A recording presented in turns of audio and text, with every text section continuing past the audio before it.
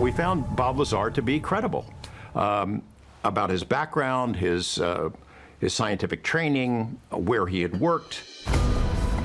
For more than 2 decades, Bob Lazar's critics claimed there was no evidence of any secret military base in the Nevada desert. But then, in 2013, a Freedom of Information Act request forced the CIA to finally acknowledge that Area 51 is real. The story of Area 51, it exploded around the world. The reason you know about Area 51 is because Bob Lazar and George Knapp on the news 1989 made it a household name. That's the reason. All of that came from Bob Lazar. To many researchers, the government's acknowledgement of Area 51 established Lazar as more than a UFO pioneer. His inside access made him a whistleblower. My name's Bob Lazar. I'm known for working at a classified base known as S4 out in the Nevada desert near Area 51. And there, we reverse engineered alien spacecraft. But could Lazar's sensational claims be true? Former Air Force pilot Captain David Fruhoff worked at Area 51 from 1979 until 1985. And while he was never shown any alien technology, he attests that Bob Lazar's account of the facility is entirely accurate. When I was there, we knew about S4, but we didn't know what they did. And I know people that had worked for me that after I left there, they had seen Bob Lazar there. And they admitted that to me recently. Bob Lazar's statements and all the things he had said have gelled now to the point where I think he's very credible.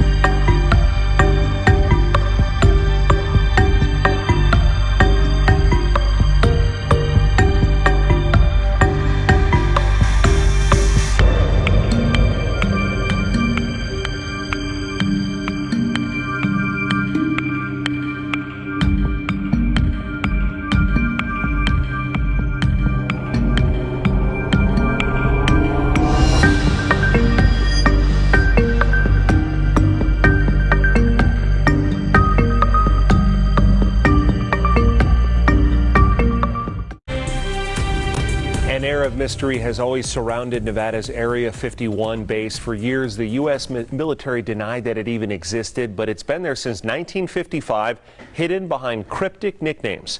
Now, new secrets about the base being made public, including, for the first time, its real name. George Knapp of the 8 News Now I-Team has the story. Area 51 is in one sense a living, breathing contradiction. That is, the world's best-known secret base. It's inspired books, TV shows, even major motion pictures. Welcome to Area 51. But was it ever truly a secret? Area 51 was never secret, the existence of it. It's just who was out there and what they were doing. Longtime CIA technician T.D. Barnes has probably done more than anyone to lift the veil of secrecy from Area 51. He's the head of the Roadrunners, a group of former Area 51 employees who came out into the open more than a decade ago to talk about the work they did in the Nevada desert.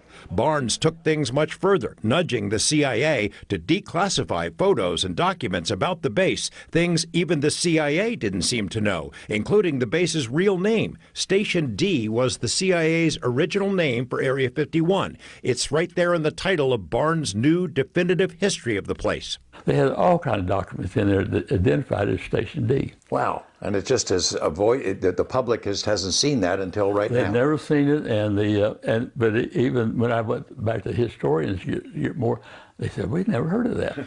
In his book, Barnes outlines the astonishing array of names, nicknames, and code names used for the base since it was first chosen by the CIA back in 1955 as the perfect spot to secretly test and fly the highly classified U-2 spy plane. Groom Lake is the location, so that's always been used. CIA employees initially called it Watertown or the Watertown Strip, named for the hometown of the CIA director at the time.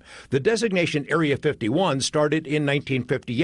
When the CIA needed to annex land from the nearby atomic testing range in order to develop the A-12 Blackbird. Sometime in the 60s, the 51 disappeared from maps, and the military started pretending there wasn't a base out there at all, even though Russian spy planes knew it was there. Lockheed used the name Paradise Ranch, a cruel joke to lure workers out to the desert. It was anything but paradise. Paradise Ranch became just the ranch, then Red Square, or the Box, which referred to the no-fly zone around the base. Several other names popped up over the decades: Yuletide, St. Elsewhere, Home Plate, Homey Airport, and The Site, along with many other variations, including what might be the best of the bunch, Dreamland, taken from a tower call sign.